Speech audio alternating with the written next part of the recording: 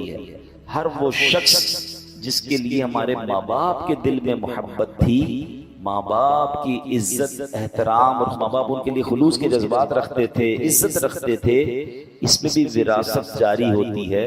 ہم پر بھی لازم ہے کہ اس محبت، عزت اور خلوص کے جذبات کو کنٹینیو کریں، ماں باپ کے رشتہ داروں کے حقوق ادا کریں۔ یہاں ہوتا کیا ہے، مثال کے طور پہ ماں باپ کا انتقال ہوا، اب والد صاحب اپنی بہن کے ساتھ، اپنے بھائیوں کے ساتھ، اپنے رشتہ داروں کے ساتھ بڑا اچھا سلوک رکھتے تھے، مگر والد کے انتقال کے بعد اب بیٹا کہتا ہے وہ میرے رشتہ دار تو نہیں ہے نا، خالہ میری، اب میری مطلب پھوپھی میری کیا ہے، تو چچا میرے کیا ہیں، وہ ابو کے رشتہ دار تھے۔ بالکل اسی طرح والد صاحب کچھ غریبوں کی مدد بھی کرتے تھے، یا والد صاحب کے بہت اچھے کچھ دوست تھے، اب جیسے ہی والد کا انتقال ہوا ان سب سے رابطہ ختم۔ اسی طرح والدہ کا جب انتقال ہوا تو خالہ سے رابطہ ختم، ماموں سے رابطہ ختم، ننیال والوں سے لوگ رابطہ ختم کر دیتے ہیں۔ اسی طرح والدہ کی کچھ سہیلیاں ہوتی ہیں، یا والدہ کی کچھ ایسی عورتیں آتی تھی کہ ماں جن کی مدد کرتی تھی، لیکن ہوتا کیا ہے کہ جیسے ہی ماں باپ دنیا سے جاتے ہیں، بچے کہتے ہیں ہمارا ان سے کیا تعلق ہے، وہ اچھا ان کو بڑا فیل ہوتا ہے کہ ہمارا بھائی تو کیا گیا، اب سارا معاملہ ہی ختم ہو گیا، ہماری بہن تو کیا گئی، اب سارا معاملہ ختم ہو گیا۔ نہیں، ابھی حدیث کا جز یاد رکھیے کہ محبت میں بھی وراثت جاری ہوتی ہے۔ اچھی اولاد وہ ہے کہ جو ماں باپ کے رشتہ داروں کے ساتھ بھی اچھا سلوک کرے، بلکہ وہ جہاں جہاں نیکی کر رہے تھے اس نیکی کو بھی جاری رکھے۔ اس سے فائدہ پتہ کیا ہوتا ہے، ماں باپ کی روح راضی ہوتی ہے کہ ہمارے بچوں نے ہمارے دوستوں کا اب بھی خیال رکھا، ہمارے رشتہ داروں کا اب بھی خیال رکھا ہے۔ اور دوسرا فائدہ پتہ کیا ہوتا ہے کہ وہ جو لوگ ہوتے ہیں جن کے ساتھ آپ اچھا سلوک کرتے ہیں، یعنی اگر کوئی بچہ اپنے چچا کے ساتھ، تایا کے ساتھ، اپنے ددیال والوں کے ساتھ، ماں کے جانے کے بعد ننیال والوں کے ساتھ، یا ماں باپ جہاں نیکی کرتے تھے اس نیکی کو کنٹینیو کرتا ہے، تو وہ سارے لوگ اس مرحوم کو دعا دیتے ہیں کہ دیکھو کیا بیٹا کی تربیت کر کے گئے، کہ بیٹا اپنے باپ کی اس نیکی کو جاری رکھے ہوئے، اپنی ماں کی اس نیکی کو جاری رکھے ہوئے۔ اور علماء نے حقوق والدین میں بھی اس کو لکھا کہ ماں باپ کا یہ حق ہے کہ ان کے انتقال کے بعد ان کے رشتہ داروں کے ساتھ اچھا سلوک کیا جائے۔ تو قرآن کی اس آیت میں ہمیں کیا سمجھایا گیا کہ ہمیں رشتہ دار والدین کے ساتھ تو اچھا سلوک کرنا ہے، مگر رشتہ داروں کے ساتھ بھی اچھا سلوک کرنا ہے۔ یہ تو بات ہو گئی اس حصے کی۔ اب بات کرتے ہیں یتیم کی۔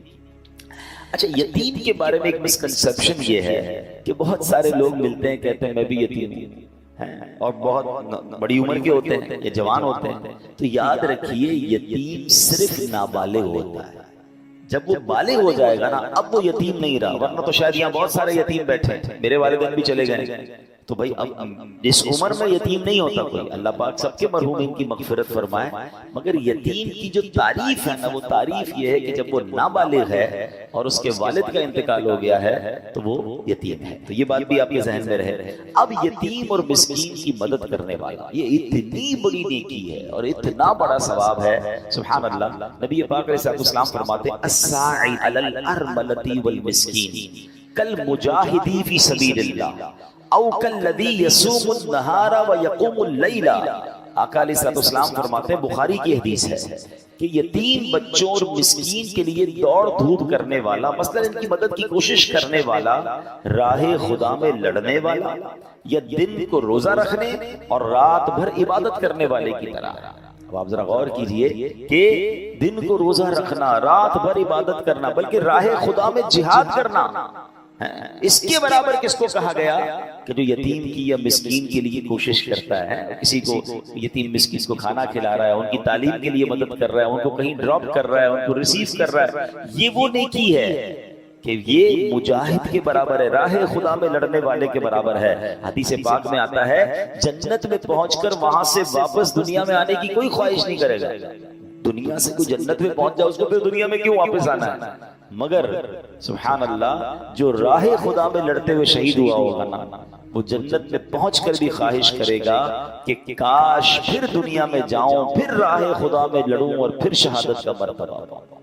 مبارک ہو ان لوگوں کو جو اللہ کے راہ میں لڑتے ہیں اور پھر شہادت کا رتبہ پاتے ہیں۔ اب عام لوگوں کے لیے تو یہ مواقع نہیں ہوتے، یہ تو فوج ہوتی ہیں دنیا بھر میں، جو بھی جیسے بھی ملک کے لیے، وطن کے لیے، اسلام کے لیے جو لڑائی ہوتی ہے وہ لڑتے ہیں، مگر عام لوگوں کے لیے بھی کیا ہمیں ایک انعام مل گیا کہ اگر یتیم کی مدد کی جائے، مسکینوں کی مدد کی جائے تو فرمایا یہ راہ خدا میں جہاد کرنے کے برابر ہے۔ صدیقہ بنت صدیق حضرت عائشہ صدیقہ طیبہ طاہرہ رضی اللہ تعالی عنہا سے روایت ہے کہ رسول ذیشان مکی مدنی سلطان صلی اللہ علیہ وسلم نے فرمایا جو کسی چھوٹے لاوارث یا یتیم بچے کو پالے یہاں تک کہ وہ لا الہ الا اللہ کہنا شروع کر دے اللہ پاک اس شخص سے حساب نہ لے گا۔ تو مبارک انہیں جو اس طرح لاوارث اور مسکین بچوں کی کفالت کرتے ہیں اور اس حد تک انہیں پالتے ہیں کہ وہ مدرسے چلے جائیں، وہ دین سیکھ جائیں، وہ اللہ رسول کا نام لینے والے بن جائیں، پیروں پہ کھڑے ہو جائیں، تو پھر انشاءاللہ یہ اس کے لیے مغفرت کا سبب بن جاتا ہے۔ ایک اور جگہ نبی پاک علیہ الصلوۃ والسلام فرماتے ہیں اللہ اکبر انا وکافل الیتیم فی الجنۃ کہاتین، آقا فرماتے ہیں میں اور یتیم کی کفالت کرنے والا جنت میں یوں ہوں گے، اور یہ کہہ کر نبی پاک نے شہادت کی انگلی اور اپنی بیچ والی انگلی کو ملایا، فرمایا ایسے جنت میں ساتھ ہوں گے جیسے میں اور وہ جو یتیم کی کفالت کرنے والا ہے۔ ایک جگہ فرمایا خیر بیت فی المسلمین بیت فیہ یتیم یحسن الیہ، یعنی مسلمان گھروں میں سب سے بہترین گھر وہ ہے جس میں یتیم ہو اور اس کے ساتھ نیک سلوک کیا جاتا۔ لیکن آگے فرمایا وشر بیت فی المسلمین بیت فیہ یتیم یساء الیہ، فرمایا سب سے برا گھر وہ ہے جس میں یتیم ہو اور اس کے ساتھ برا سلوک کیا جاتا۔ یہ بھی مسئلہ ہے رشتہ داروں میں کوئی بچہ یتیم ہو گیا، اب یتیم کو تو رکھا مگر اس کو واقعی یتیموں والا سلوک کی اس کے ساتھ ہوتا ہے، اور جناب بعض اوقات تو اس کی یتیم کے مال پر قبضہ کر لیا جاتا ہے کیونکہ ماں باپ نے مال چھوڑا ہے، بچہ یتیم رہ گیا، رشتہ دار کہتے ہیں ہم سنبھالیں گے، جناب اس کی کفالت بھی کریں گے اور اس کا مال بھی سنبھالیں گے، مگر ایسا بھی ہوتا ہے کہ جناب یتیموں کا مال کھا لیا جاتا ہے، وہ بڑے ہوتے ہیں تو انہیں کوئی دینے کے لیے تیار نہیں ہوتا۔ یہ بہت سخت گناہ ہے، اس کی زبردست وعید آئی ہے، یعنی ایک طرف یتیم کے ساتھ اچھے سلوک کرنے والے کو تو جنت کی بشارت، مگر یتیم کا جس نے مال کھایا، یتیم کو تکلیف پہنچائی، یہ بہت خطرناک کام ہے، یاد رکھیے۔ پھر نبی پاک فرماتے ہیں انا وکافل الیتیم فی الجنۃ کہاتین، یعنی میں اور یتیم کی کفالت کرنے والا جنت میں یوں ہوں گے، اور پھر نبی پاک نے اپنی دونوں انگلیاں ملا کر بتایا جنت میں آقا کا پڑوس چاہیے تو سمجھ لیں کہ پھر یتیموں کے ساتھ بڑا اچھا سلوک کرنا ہے۔ پیارے آقا علیہ الصلوۃ والسلام آپ جانتے ہیں یہ کتنی بڑی فضیلت ہے، انبیاء کرام جنت میں کہاں ہوں گے، وہ درجہ جسے جنت عدن کہا جاتا ہے، اور ہمارے آقا اور دیگر انبیاء علیہ الصلوۃ والسلام اسی درجے میں جلوہ فرما ہوں گے۔ جنت میں آقا کا پڑوس ملنے کا مطلب یہ ہے کہ جس شخص کو یہ سعادت ملے گی وہ بھی جنت میں اسی درجے میں پہنچ جائے، اور سبحان اللہ اگر جنت میں نبی پاک کا دیدار بھی نصیب ہوتا رہے تو اس سے اچھا انعام کون سا ہوگا۔ تو اس نیکی کے لیے تو کوشش کرنی چاہیے، آگے جا کے بتاؤں گا کہ ہم کیسے یہ نیکی کما سکتے ہیں، یہ کیسے پاسبل ہے۔ ہر بندہ تو اپنے گھر میں یتیم کو نہیں پال سکتا، اچھا یتیم کو پالنے کے کچھ کمپلیکیشنز بھی ہیں، کچھ شرعی معاملات بھی ہیں، وہ بھی انشاءاللہ آپ کو عرض کرتا ہوں، کیونکہ کچھ لوگ شوق میں ذوق میں اپنے گھر میں ایک یتیم بچہ تو لے آتے ہیں لیکن پھر اس کے شرعی معاملات پر ڈسکس نہیں کرتے یا معلومات نہیں لیتے، جس کی وجہ سے پرابلم ہو جاتی ہے۔ تو آئیے انشاءاللہ اب کچھ اور باتیں میں آپ کو عرض کر دیتا ہوں کہ یتیم کو جو گود لیتے ہیں اس میں کچھ احتیاطیں ہیں۔ پہلے یہ سمجھ لیجیے کہ یتیم کو اپنی ولدیت نہ دیجیے، مثلا فارم میں، شناختی کارڈ میں، اسکول وغیرہ کے ڈاکیومنٹس میں اس کے والد کی جگہ لوگ اپنا نام لکھوا لیتے ہیں، ایسا کرنا شرعاً جائز نہیں ہے، یاد رکھیے گا۔ جو اس کا والد ہے اسی کا نام ہونا چاہیے، آپ اپنا نام ڈاکیومنٹس میں نہیں دے سکتے۔ اسی طرح یتیم جب بالغ ہوگا نا تو اب پردے کے معاملات بھی ہوں گے، مثلا اگر کسی نے بچہ لڑکا یتیم ہے اور گھر میں کفالت کر لی ہے تو جس خاتون نے بے شک اس کو بیٹا سمجھ کر ہی پالا ہے، مگر جب یہ بالغ ہوگا تو یہ نامحرم ہو جائے گا، تو اب وہ احتیاط جو ہے وہ دوبارہ کرنی پڑے گی۔ پتہ چلا ایک نیکی تو کرنے جا رہے ہیں لیکن علم دین نہیں ہے، بعض لوگ کرتے ہیں، بہت خدمت کرتے ہیں یتیم کی، بچپن سے لے کر پالتے ہیں، مگر کچھ ایسی غلطیاں کر جاتے ہیں کہ پھر گناہوں کا میٹر شروع ہو جاتا ہے۔ اسی طرح اگر کوئی بچی لے کر آئے ہیں گھر میں اور اب وہ بچی بالغ ہو گئی ہے، بڑی ہو گئی ہے، تو مردوں کا، گھر کے مردوں کا جو اجنبی ہیں اس کے لیے پردہ شروع ہو جائے گا۔ تو جب بھی ایسا کوئی کام کرنا ہو، بار بار اسی لیے کہا جاتا ہے کہ اس کی شرعی رہنمائی لے لیں، علماء سے رجوع کر لیں، گائیڈ لائن لے لیں، طریقے موجود ہیں، اس طریقے کے مطابق کریں گے تو یہ نیکی بہت بڑی ہے۔ سبحان اللہ۔ اب جو میں نے بات کی نا کہ یتیموں کا جو لوگ مال کھا جاتے ہیں، وراثت میں یہ بڑا مسئلہ ہوتا ہے کہ کسی بھائی کا انتقال ہو گیا، اب اس کے چھوٹے بچے ہیں اور جناب اب بھائی کا حصہ بھی ہے، تو اب کہا کہ ٹھیک ہے بچوں کو ہم پال لیں گے اور جب بڑے ہوں گے تو جناب ان کا جو وراثت میں حصہ ہے وہ بھی دے دیں گے. لیکن بعض لالچی لوگوں کی نظر ہوتی ہے ان کے مال پر اور پھر وہ یتیموں کو کچھ نہیں دیتے یا اس میں ڈنڈی مارتے ہیں. یاد رکھیے قرآن مجید فرقان حمید ارشاد فرماتا ہے ان الذین یأکلون اموال الیتامی ظلما انما یأکلون فی بطونہم نارا وسیصلون سعیرا. بے شک وہ لوگ جو ظلم کرتے ہوئے یتیموں کا مال کھاتے ہیں وہ اپنے پیٹ میں بالکل آگ بھرتے ہیں اور ان قریب یہ لوگ بھڑکتی ہوئی آگ میں جائیں گے. یہ تھوڑے پیسے، یہ تھوڑی زیادتی، یہ جہنم کا سامان ہے. یتیم کا مال ناحق کھانا کبیرہ گناہ اور سخت حرام ہے. قرآن پاک میں نہایت شدت کے ساتھ اس کے حرام ہونے کا بیان کیا گیا ہے. یتیم کا مال کھانے کا یہ مطلب نہیں کہ آدمی باقاعدہ کسی بری نیت سے کھائے تو ہی حرام ہے، بلکہ آدمی کو اس کی خبر بھی نہیں ہوتی کہ وہ حرام کھا رہا ہے، حالانکہ وہ یتیموں کا مال کھانے کے حرام فعل میں ملوث ہو جاتا ہے. اس میں بھی وہی پرابلم ہے، وہ سمجھ رہا ہے میں ٹھیک تو کر رہا ہوں. یہ اتنا باریک معاملہ ہے، وہی علم دین کے بغیر کام کرنا جو ہے نا اس میں بہت ساری کباہتیں ہیں. اب میں آپ کو اس کی چھوٹی سی ایک باریکی بتاتا ہوں. مثال کے طور پہ کسی کا انتقال ہو گیا اور اس کے بالغ بچے بھی ہیں، یتیم بچے بھی ہیں، تو اب اس کا ورثہ تو سب کو تقسیم ہوگا. اور اب اس کے انتقال کے بعد گھر والے کہتے ہیں کہ جناب ابو جان کے لیے ایصال ثواب کے لیے کوئی تیجے کا یا 40ویں کا پروگرام رکھ لیتے ہیں، قرآن خوانی رکھتے ہیں اور لنگر بھی رکھتے ہیں اور سب کو کھلاتے ہیں، ابو کو ثواب ملے گا. کام بہت اچھا ہے، لیکن اگر یہ کام اس مرحوم کی بچی ہوئی رقم میں سے کیا جا رہا ہے، اس کے ترکے کے مال میں سے کیا جا رہا ہے، تو یہ غلط ہو جائے گا. کیونکہ یتیم بچہ جو ہے اس کا بھی اس میں حق ہے، اور یتیم جب تک بالغ نہیں ہوتا اپنے پیسوں کا کسی کو اجازت نہیں دے سکتا. تو اب پرابلم یہ ہو گیا کہ مرحوم کا پیسہ بھی اگر یتیم کی طرف چلا گیا تو اب اس کی اجازت کے بغیر، اور وہ اجازت بالغ ہونے سے پہلے دے نہیں سکتا، تو مرحوم کے ایصال ثواب کے لیے بھی خرچ نہیں ہو سکے گا. اب اس سے اندازہ کر لے کہ اتنی باریکی، اور لوگ جناب یتیم کے مال کو کہیں انویسٹ کر رہے ہوتے ہیں، کہیں لگا رہے ہوتے ہیں، کوئی شرعی رہنمائی ہوتی نہیں، خرچ کر رہے ہوتے ہیں، لیکن کیا معلوم یہ حرام ہو رہا ہو. کچھ چیزوں کی اجازت ضرور ہے، مگر اس کے لیے علماء سے رابطہ کیجئے. اگر آپ کسی یتیم کی کفالت کر رہے ہیں یا اس یتیم کا سرمایہ آپ کے پاس آ گیا ہے، اس کی وراثت کا حساب کتاب آپ کے پاس آیا ہے، تو اب آپ الرٹ ہو جائیے کہ 1 روپیہ بھی غلط نہیں کرنا ہے. کہیں قرآن میں جو فرمایا کہ وہ بھڑکتی ہوئی آگ میں جائیں گے، ان بدنصیبوں میں میں شامل نہ ہو جاؤں. تفسیر قرآن نور العرفان میں کیا ہے، جب میت کے یتیم وارث ہوں تو مال مشترک میں اس کی فاتحہ، تیجا وغیرہ حرام ہے کہ اس میں یتیم کا حق شامل ہے، بلکہ پہلے تقسیم کرو پھر کوئی بالغ وارث اپنے حصے سے یہ سارے کام کرے، ورنہ جو بھی کھائے گا دوزخ کی آگ کھائے گا، قیامت میں اس کے منہ سے دھواں نکلے گا. حدیث پاک میں آتا ہے یتیم کا مال ظلمن کھانے والے قیامت میں اس طرح اٹھیں گے کہ ان کے منہ، کان اور ناک سے بلکہ ان کی قبروں سے دھواں اٹھتا ہوگا، جس سے وہ پہچانے جائیں گے کہ یتیموں کا مال کھانا. یتیم کا اگر خاندان میں، ہماری فیملی میں کوئی یتیم ہے نا اور اس کا مال کسی طرح آپ کو پتہ چل گیا کہ یہ ہم نے ٹیک کیئر کرنا ہے، بی اویئر، علماء سے رابطہ کریں، 1 روپے کا پراپر حساب رکھیں.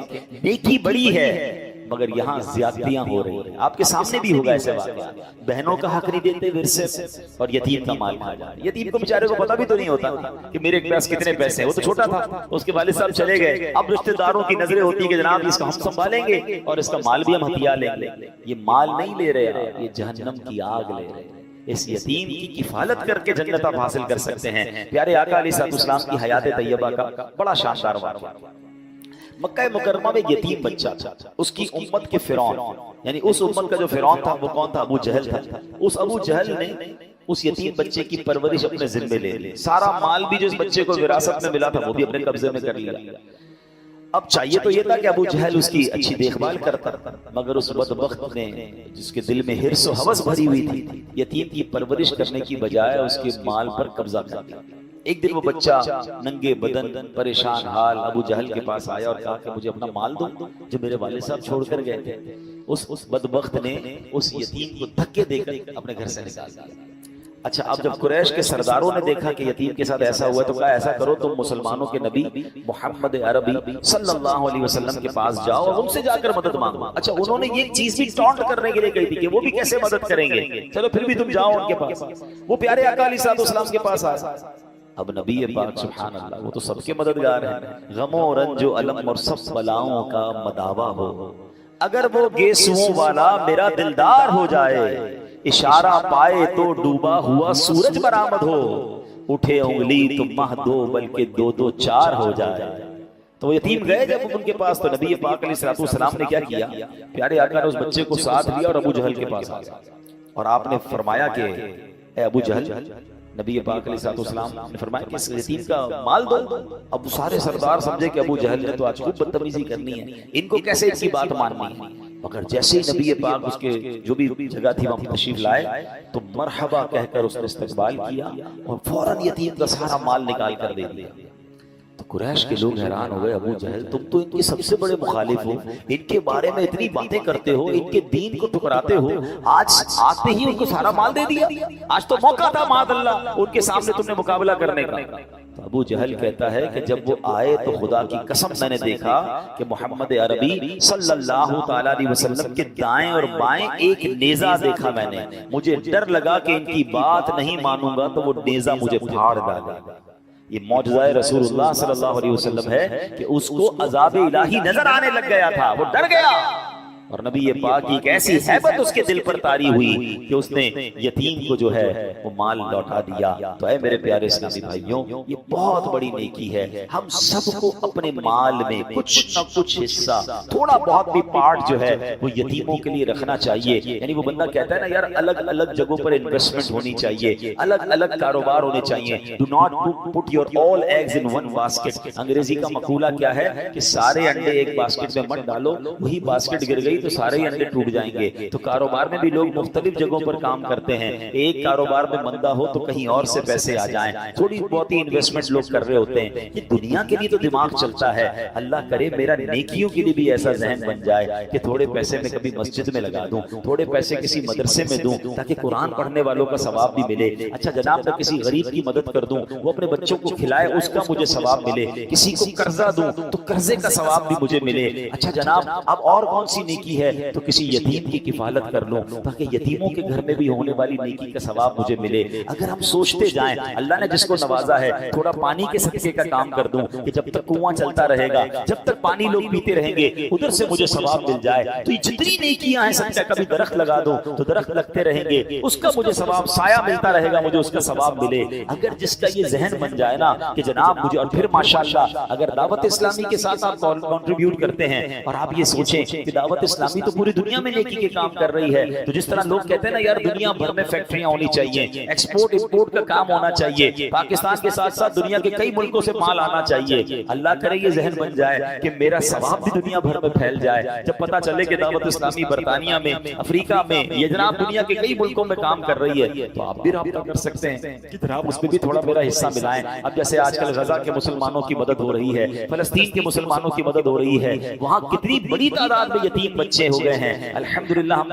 کوشش کر رہے ہیں کہ کسی طرح میں ایکسس ملے تو ہم غزہ کے اندر بھی انشاءاللہ یتیم خانہ بنائیں. مگر کہنے کا مقصد یہ ہے کہ ہمیں خاص طور پر آج جو میں نے بیان کیا ہے کہ یتیموں کی کفالت, سب سے پہلے تو یہ سوچ لیجئے کہ اگر آپ کی فیملی میں, آپ کے رشتہ داروں میں کوئی یتیم ہے, اس سے اچھا سلوک کرنا ہے, اس کا حق نہیں دبانا ہے, بلکہ اس کا حق دلانے میں اپنا اگر آپ کردار ادا کر سکتے ہیں تو کردار ادا کیجئے. پہلی آپ نے سبحان اللہ حدیث بھی سنی تھی, قرآن پاک کی آیت بھی سنی کہ وہ راہ خدا میں جہاد کرنے والے کے برابر ہے جو کسی یتیم کے لیے مدد کرنے کی کوشش کرتا ہے. تو آپ یہ کام کیجئے. دوسرے نمبر پر آپ ایک یہ کیجئے کہ یتیم کی کفالت اپنے ذمہ لے لیجئے. اپنے گھر میں اگر یتیم پالنا ہے بڑی اچھی نیکی ہے, مگر اس کے شرعی کانسیکوینسز, شرعی تقاضے پورے کرنے ہوں گے. اور اگر آپ اپنے گھر میں نہیں پال سکتے تو آس پاس رشتہ داروں میں, پڑوسیوں میں, محلے میں کئی یتیم بیوائیں ہوتی ہیں جن کے بچے ہوتے ہیں, بچے یتیم ہوتے ہیں, تو آپ ان کی کوئی ماہانہ مدد شروع کر دیں تو یہ آپ سمجھ لیں یتیم کی کفالت کرنا آپ نے شروع کر دیا. یہ بڑی نیکی ہے. حدیث پاک میں آتا ہے جو یتیم کو کھانے پینے میں ساتھ ہاتھ ملائے اللہ پاک ضرور اس کے لیے جنت واجب فرما دیتا ہے۔ تو مہینے میں ایک دعوت کر لیں کہ آپ کو لگتا ہے یار فلاں رشتہ دار ہیں یا فلاں پڑوسی ہیں یا فلاں کوئی غریب خاندان ہے، یتیم بچے ہیں، ان بچوں کو مہینے میں ایک دن بلایا، جیسا اپنے بچوں کو کھلایا ایسا ان کو بھی ساتھ بٹھا کر کھلا دیا، اس نیت سے کہ انشاءاللہ جنت کی دعوت ملے گی۔ تو بات وہی ہے کہ نیکی کمانے کا سلیقہ ہو جائے۔ اب ایک اور بات یاد رکھیے گا، یتیم کے سر پر ہاتھ پھیرنا، یعنی یتیم کی خدمت کرنا تو اور بات ہے، سر پر ہاتھ پھیرنے کی سبحان اللہ فضیلت یہ ہے کہ نبی پاک نے فرمایا جس نے پیار سے یتیم کے سر پر ہاتھ رکھا، وہ بال جن پر اس کا ہاتھ گزرا، ہر بال کے بدلے میں اس کے لیے ایک نیکی لکھی جائے گی، ہر بال کے بدلے میں گناہ مٹایا جائے گا، ہر بال کے بدلے میں ایک درجہ بلند کیا جائے گا۔ تو اللہ کی رضا کے لیے، اچھا یہ بھی کیوں؟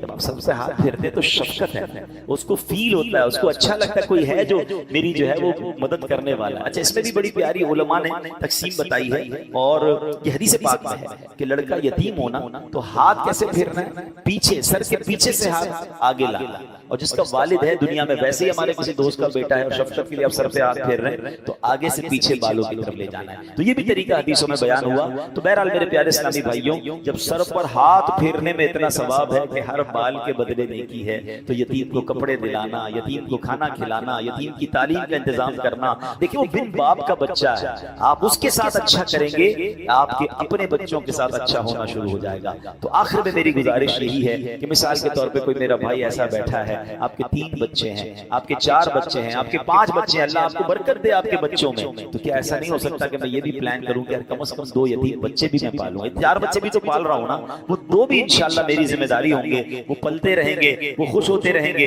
ان کی برکت سے اللہ میرے بچوں کی خیر فرما دے گا۔ تو اول تو آپ خود سے کیجیے۔ اگین میں یہی کہہ رہا ہوں کہ اپنے خاندان میں سب سے پہلے دیکھیں، ہماری سب سے پہلی ذمہ داری اپنا ہی خاندان ہے۔ ہو سکتا ہے ہمارے ہی خاندان میں یتیم بچے ہوں اور ہماری نظروں میں نہ ہوں، تھوڑا سا توجہ دیں گے۔ میں نے تعریف بیان کر دی کہ جس کے والد کا انتقال ہو گیا ہو اور وہ نابالغ ہو تو وہ یتیم ہے، اس کی کفالت کر کے جنت کا سامان کیجیے، ہو سکے تو اس کی ساری ذمہ داری اپنے اوپر لے لیجیے، اس کی تعلیم کی، اس کے لباس کی، اس کی میڈیکل کی، اور اس کو بڑا کیجیے۔ آپ دیکھیں قدم قدم پر انشاءاللہ روزانہ نیکیاں ملنا شروع ہو جائیں گی۔ اور آپ کو لگتا ہے یار میں پرسنلی یہ نہیں کر سکوں گا، میرے لیے ڈھونڈنا مشکل ہے، تو پھر دعوت اسلامی میں الحمدللہ ایک پورا نظام ہے، اور آپ کو میں خوشخبری دے رہا ہوں کہ الحمدللہ کراچی میں پہلا یتیم خانہ، یہ آپ جب دیکھیں گے کبھی گزر ہو آپ کا ناگن چورنگی کے پاس نیو کراچی پہ، تو آپ دیکھیے گا گراؤنڈ+7 کی اسٹیٹ آف آرٹ بلڈنگ اب کمپلیشن کے مرحلے میں ہے، اور انشاءاللہ آپ یتیم خانہ ہم نے یہ بھی سوچا تھا جب یہ بنانے لگے تھے کہ نارمل مدرسے کی طرح کا بنا لیں۔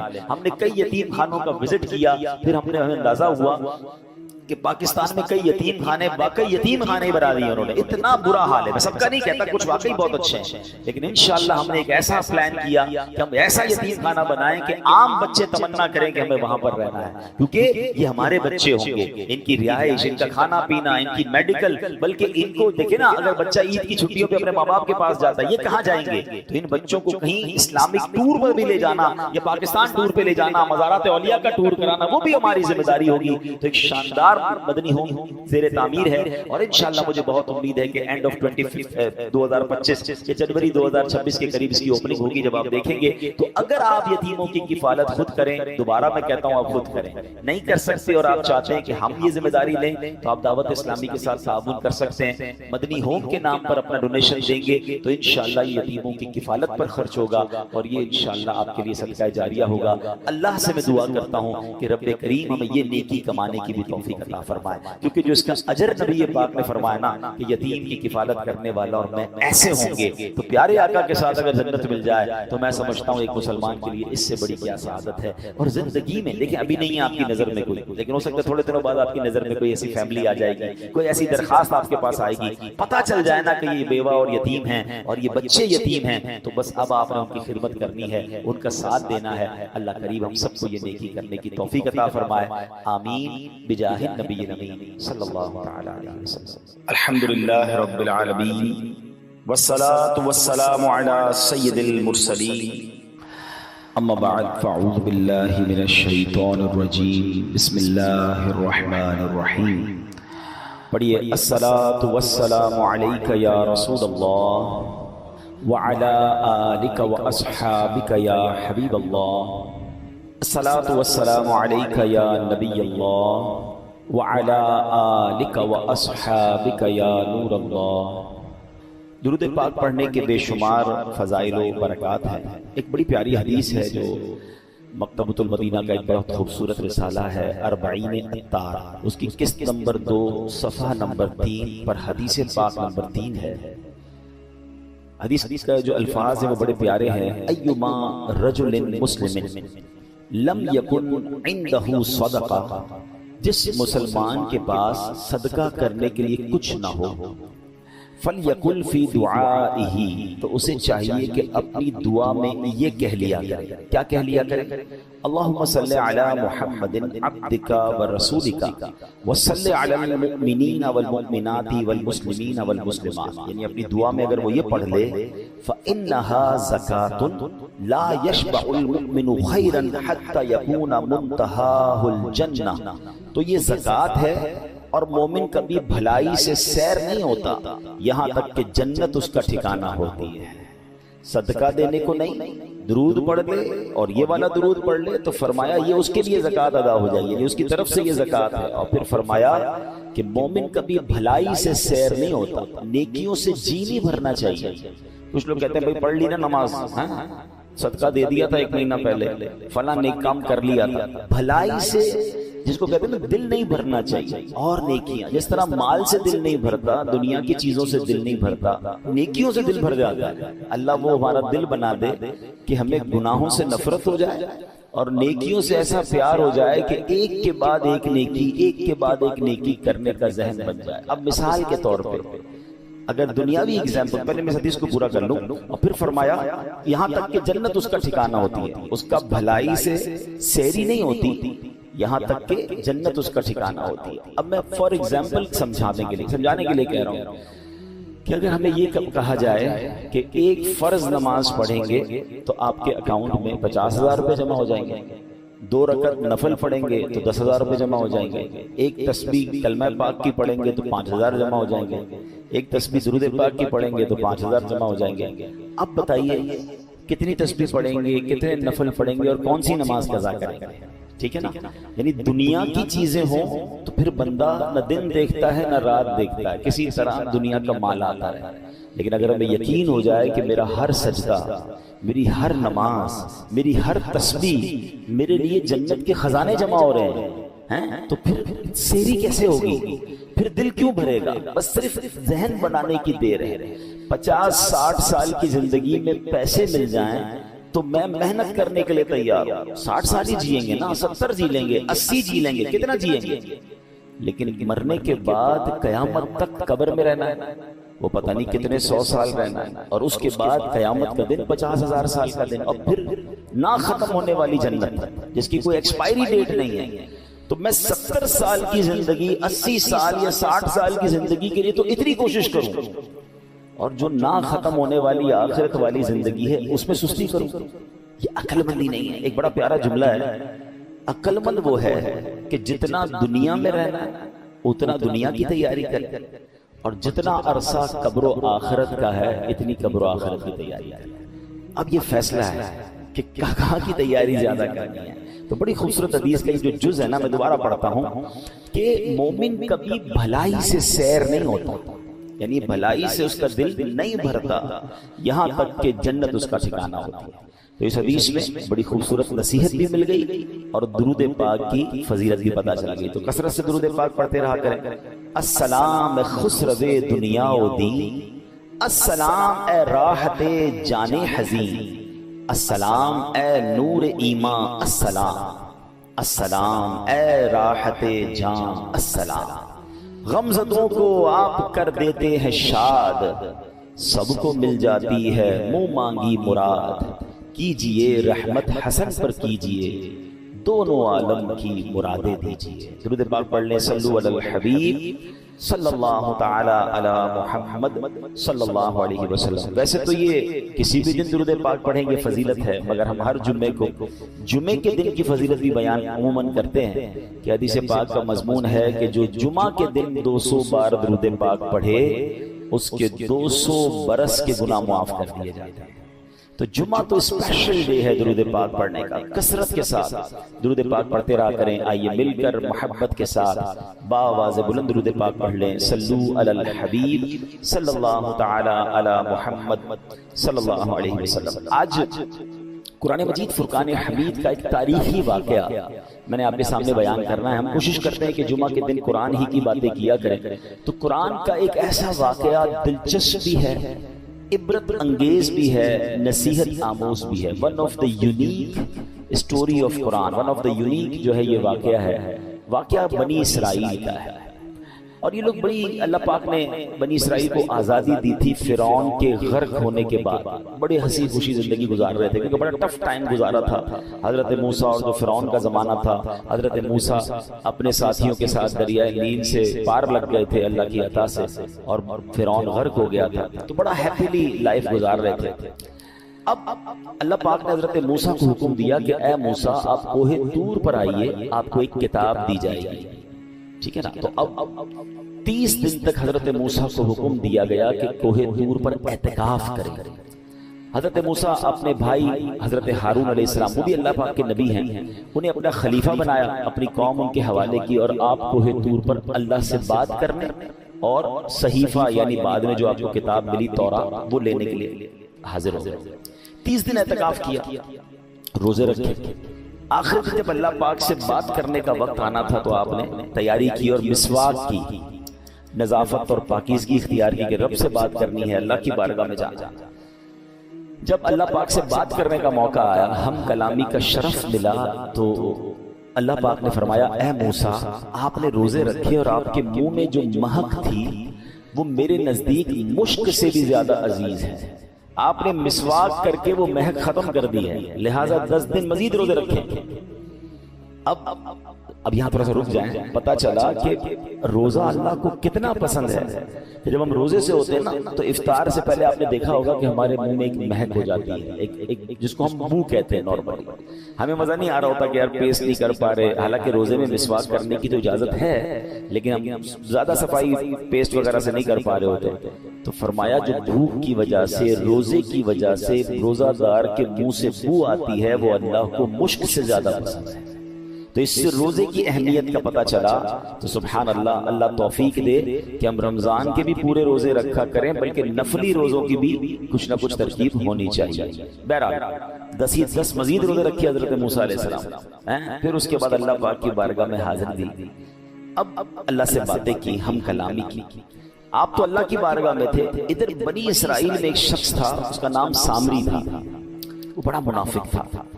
اس نے بنی اسرائیل کے بہکانے کے لیے، کیونکہ حضرت موسیٰ تو چلے گئے تھے پہاڑ پر، تو اس نے کیا کیا کہ سونے اور چاندی کے زیورات کو پگھلا کر ایک بچڑا بنایا، اور اس میں کوئی ایسی چیز ڈالی کہ وہ بچڑا آوازیں کرنے لگا۔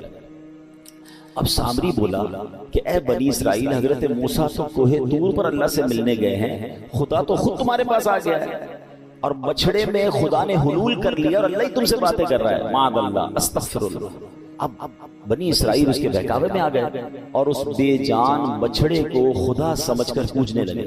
within 40 days یہ ہو گیا۔ اب ذرا غور کیجئے گا، صرف 40 دن کے لیے حضرت موسیٰ گئے تھے، مگر اس بدبخت نے ایسی چال چلی کہ بنی اسرائیل کو اس بچڑے کی پوجا میں لگا دیا۔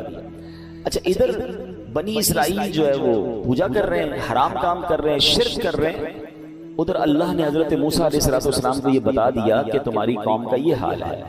آپ واپس آئے، بہت جلال میں تھے، آپ نے پہلے تو بچڑے کو چکنا چور کر دیا، سامری کو سخت سزا دی، بنی اسرائیل کو توبہ کروائی اور دوبارہ کلمہ پڑھایا۔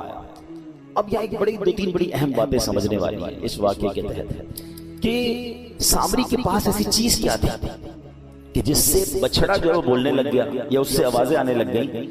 اللہ نے یہ بھی قرآن پاک میں بیان کیا، پارہ نمبر 16 سورہ طٰہٰ میں حضرت موسیٰ نے سامری سے پوچھا تم نے ایسا کیا کیا تھا کہ یہ بچڑا بولنے لگ گیا؟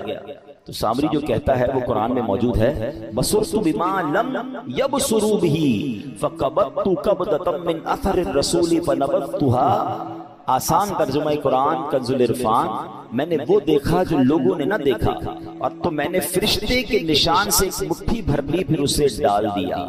یعنی اے موسیٰ، میں نے وہ دیکھا جو بنی اسرائیل کو نظر نہ آیا، مطلب میں نے جبریل علیہ السلام کو دیکھا اور انہیں پہچان لیا، وہ گھوڑے پر سوار تھے، چنانچہ میں نے ان کے گھوڑے کے قدموں کے نشان سے مٹی کی ایک مٹھی بھر لی، اس بچھڑے میں ڈال دیا، اسی سبب سے یہ بچھڑا زندہ ہو کر بولنے لگ گیا۔ اب اس کے پیچھے راز کیا تھا کہ جبریل امین کے جس گھوڑے پر آپ سوار تھے اس گھوڑے کے قدم جہاں لگے اس کی مٹی جو ہے اس بچھڑے میں ڈالی تو بچھڑا بولنے لگ گیا۔ اب علماء نے اس مسئلے سے کتنی باتیں ہمیں سکھائیں۔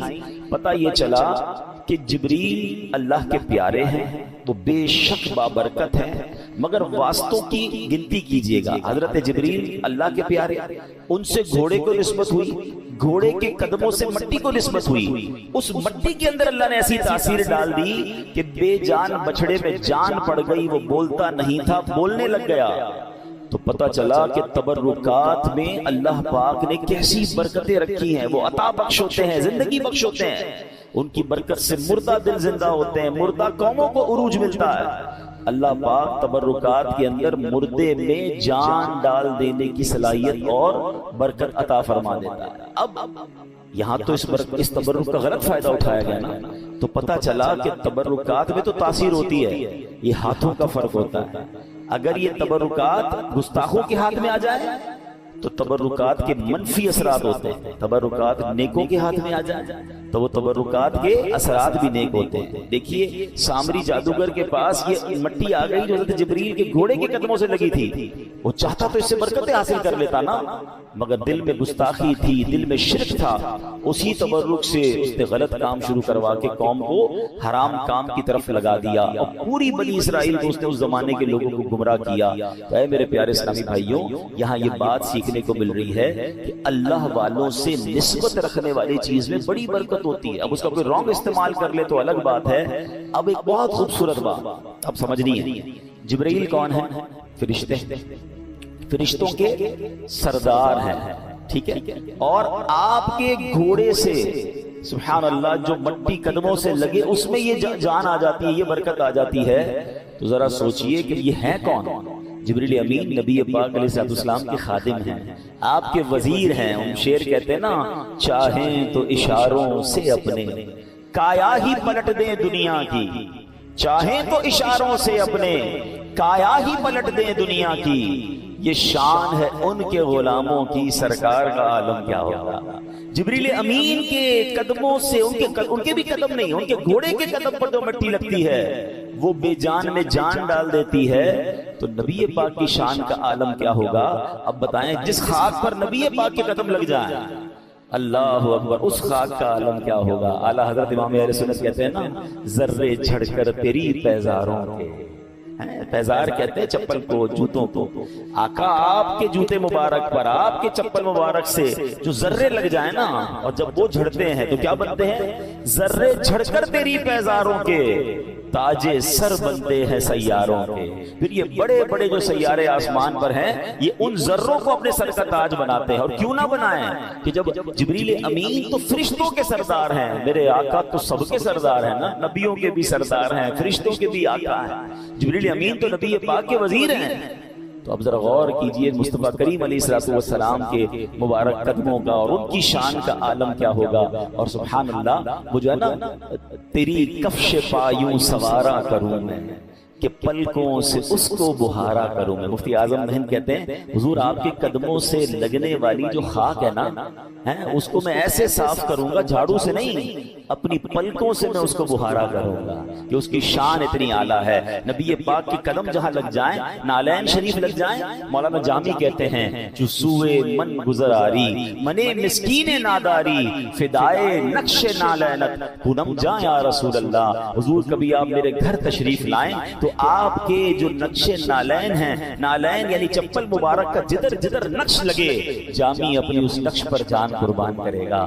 اللہ اکبر، یہ شان ہے نبی پاک علیہ السلام کی۔ اب ذرا یہ جو واقعہ میں نے بیان کیا، یہ قرآن مجید میں کس طرح قرآن نے ڈیفائن کیا ہے، ذرا سنیے گا۔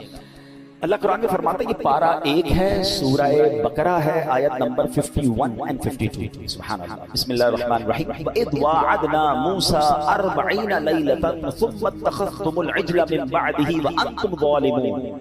ثم عفونا عنكم من بعد ذلك لعلكم تشكرون. آسان ترجمہ قرآن کنز العرفان. اور یاد کرو جب ہم نے موسیٰ سے 40 راتوں کا وعدہ فرمایا، پھر اس کے پیچھے تم نے بچڑے کی پوجا شروع کر دی اور تم واقعی ظالم تھے، پھر اس کے بعد ہم نے تمہیں معافی عطا فرمائی تاکہ تم شکر ادا کرو. یعنی اے بنی اسرائیل، جب اللہ پاک نے موسیٰ کو کتاب دینے کا وعدہ فرمایا، انہیں کوہ طور پر بلایا، حضرت موسیٰ نے 40 راتیں وہ اعتکاف کیا، ادھر تمہیں ہدایت کا سامان ہو رہا تھا اور ادھر تم تورات شریف کے نازل ہونے کا انتظار کیے بغیر اللہ کا شکر بجا لانا تھا تمہیں. اس کو چھوڑ کر تم نے شرک شروع کر دیا، بچڑے کی پوجا کرنا شروع کر دی.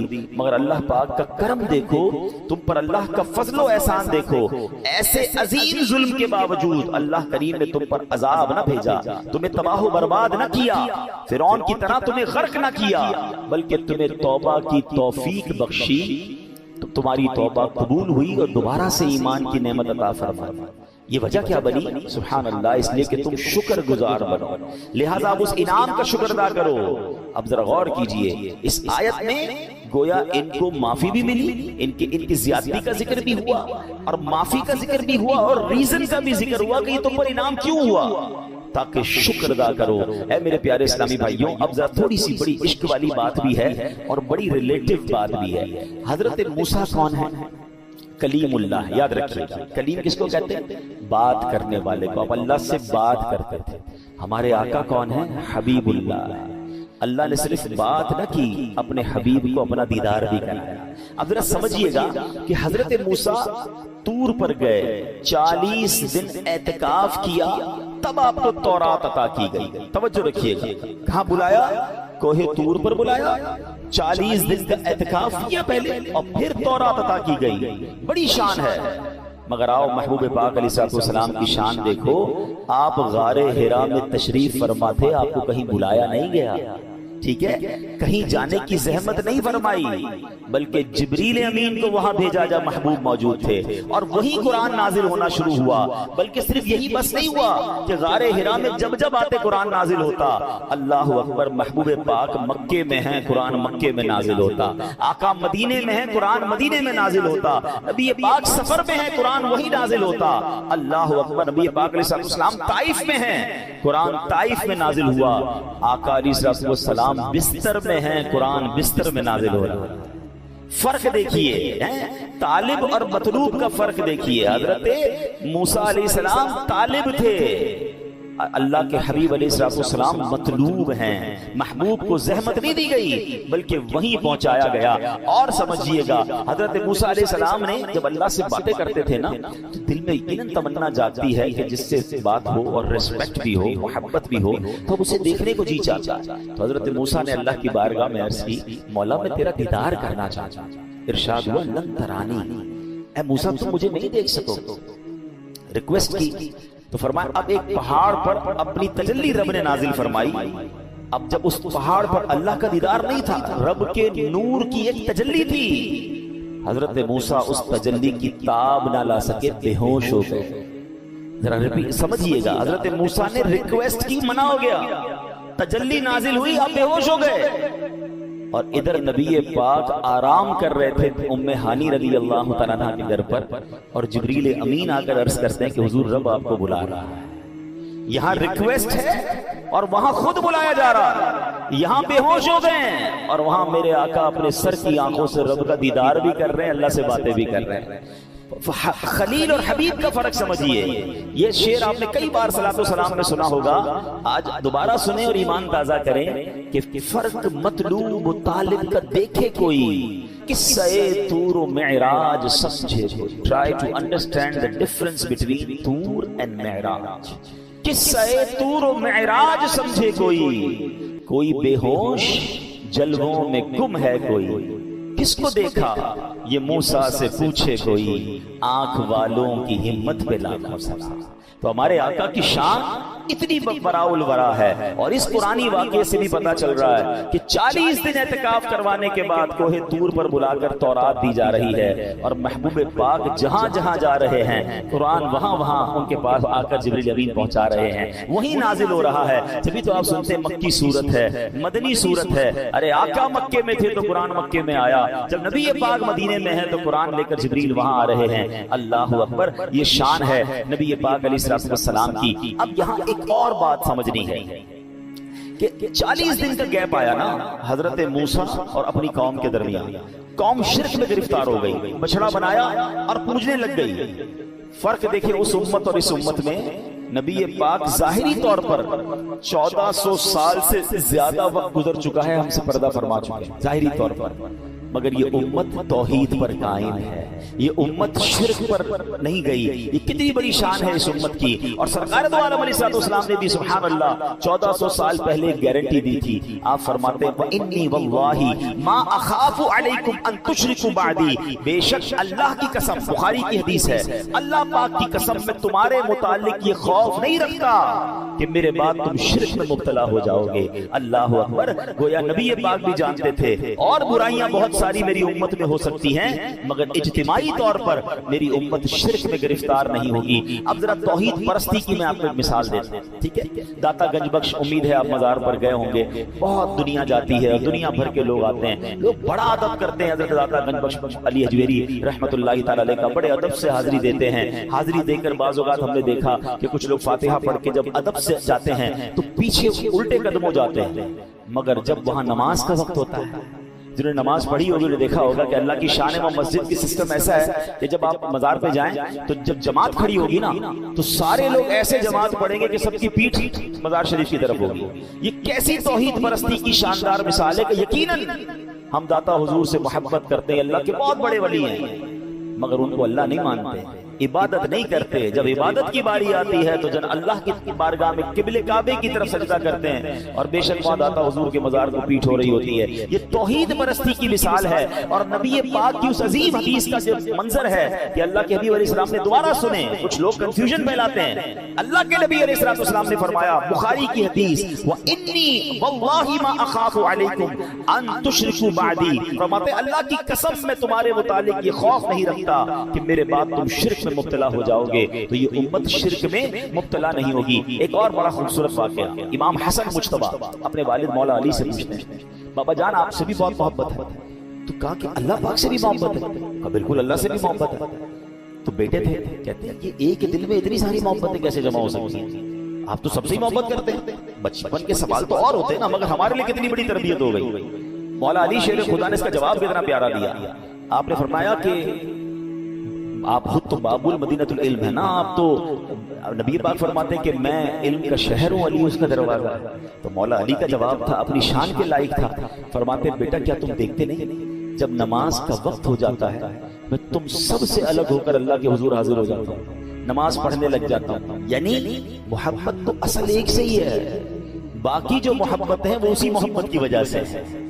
اصل محبت تو اللہ سے ہے، مگر اللہ والوں سے پیار کیوں ہے؟ وہ بھی اللہ کی وجہ سے ہے کہ وہ اللہ والے ہیں۔ کسی شخص سے محبت ہو، اس کے بچوں سے پیار نہیں ہو جاتا، اس کے رشتہ داروں سے پیار نہیں ہو جاتا۔ اللہ بلا تمثیل، اللہ کی کوئی اولاد نہیں ہے، مگر سمجھانے کے لیے اصل محبت مومن کو اللہ سے ہوتی ہے، مگر اللہ کے پیاروں سے بھی محبت، اللہ کے نبیوں سے بھی محبت، اللہ کے نبیوں کے صحابہ سے بھی محبت، اللہ کے نبیوں کے اہل بیت سے بھی محبت ہو جاتی ہے۔ اور اس کی وجہ یہی ہے کہ اصل محبت اللہ کے لیے ہے۔ الحب فی اللہ والبغض فی اللہ، ہماری محبت بھی اللہ کے لیے، ہماری دشمنی بھی اللہ کے لیے ہونی چاہیے۔ ہمارا پرابلم یہ اور ہے، ہم محبت بھی دنیا کے لیے کرتے ہیں، ہم دشمنی بھی دنیا کے لیے کرتے ہیں۔ محبت کیوں دنیا کے لیے کرتے ہیں؟ یار اس سے پیسے مل جائیں گے، اس سے کام نکل آئے گا، اس سے دوستی کر لو کچھ ترقی مل جائے گی۔ دشمنی کیوں کرتے ہیں؟ اس نے مجھے تحفہ نہیں دیا، اس نے مجھے دعوت میں نہیں بلایا، اس نے جناب ہمارا رشتہ تھا فلاں رشتہ توڑ دیا، اس لیے انتقام۔ یہ تو دنیا کے لیے محبت اور دنیا کے لیے لڑائی ہو گئی نا۔ مومن یہ نہیں ہوتا، مومن کی محبت بھی اللہ کے لیے، مجھے پیار اس لیے کہ میرے اللہ کا بندہ ہے، یہ کلمہ گو ہے، میرا مسلمان بھائی ہے، میرے نبی کا امتی ہے، یہ محبت کا معیار ہے۔ اور بغض کیوں ہے؟ یہ معاذ اللہ شرک کرتا ہے، یہ نبی پاک کا گستاخ ہے، یہ صحابہ کا گستاخ، یہ اہل بیت کا گستاخ۔ میں اس کو اپنا دوست، بے شک یہ مجھ پر کروڑوں روپے خرچ کیوں نہ کرے، جو اللہ اور اس کے رسول کا نہیں وہ ہمارا نہیں ہو سکتا، چاہے سگا رشتہ دار کیوں نہ ہو۔ یہ ہے البغض فی اللہ۔ کاش یہ بات سمجھ آ جائے۔ ہمیں تکلیف ہو جب اللہ کی نافرمانی ہو رہی ہو، ہمیں تکلیف ہو جب معاذ اللہ اسلام کی شکل بگاڑی رہی ہو۔ یہ ہے اسلام کی محبت کے میں اس لیے تکلیف میں ہوں کہ یار لوگ اسلام پر عمل نہیں کر رہے، ہمارے اسلام کو نقصان پہنچ رہا ہے، ہمارے دین کو نقصان پہنچ رہا ہے۔ حال یہ ہے کہ لوگ جو بھی گناہ کریں ہمیں کیا ٹینشن بھائی، ان کی اپنی لائف ہے، ہمیں جناب اپنے کاروبار، اپنے مال، اپنے بیوی بچوں کی فکر ہونی چاہیے۔ یہ نہیں ہے۔ مومن اللہ کے دین کا فکر مند ہوتا ہے، مومن اسلام کی ترقی کے لیے فکر مند ہوتا ہے۔ ہم بھول گئے صحابہ کی قربانیاں، بھول گئے اہل بیت کی قربانیاں، بھول گئے انبیاء علیہ السلام اور خود ہمارے نبی کی قربانیاں۔ یہ لوگ بھی کہتے بھائی ہم اپنی فیملی کے ساتھ خوش ہیں، سارے اللہ کی عبادت کر رہے ہیں، سارے مسلمان ہیں، اپنا اپنا کام کرو بھائی۔ گھر چھوڑا، خاندان چھوڑا، کٹوا دیا پورا خاندان امام حسین سے، کیوں؟ رہتی دنیا تک نانا کے دین کو بچانا تھا۔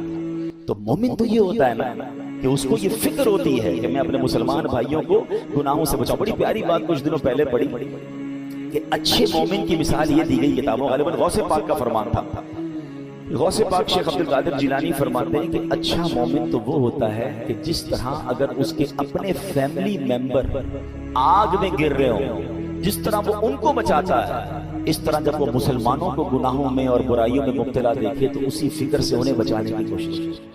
اس کو یہ ٹینشن ہو کہ میں اپنے بھائیوں کو جنت کی طرف لے جاؤں، انہیں بچاؤں گناہوں سے، اپنی دیکھ والا معاملہ نہیں ہونا چاہیے۔ تو کاش یہ بات ہمیں سمجھ آئے کہ ہم نبی پاک کے امتی ہیں نا، اب تو کسی نبی نے نہیں آنا، یہ امت تو آخری امت ہے۔